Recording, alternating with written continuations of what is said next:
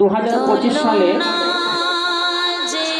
প্রায় 27টা মেয়েকে জশ্নে রেদায়ে ফজিলত আলিমিয়াত ও কেরাত এবার দেওয়া হবে।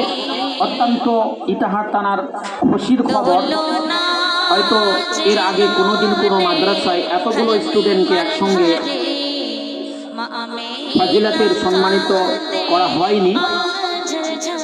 আমি অসংখ্য ধন্যবাদ জানাবো আমাদের জামিয়া নুরুল বানাতের সমস্ত স্টাফদেরকে, সমস্ত ম্যাডাম এবং আলেমা সাহেবাদেরকে।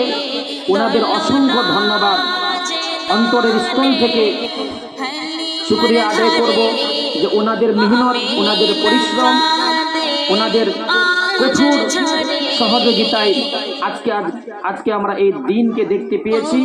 আজকে আমরা এত বড় একটা সম্মানের জায়গায় পৌঁছাতে পেরেছি এবং অসংখ্য ধন্যবাদ জানাবো গার্জেনদেরকে। আজকে ওনারা যদি নিজের মেয়েকে না রাখতেন তাহলে হয়তো আমরা এই জায়গায় পৌঁছাতে পারতাম না।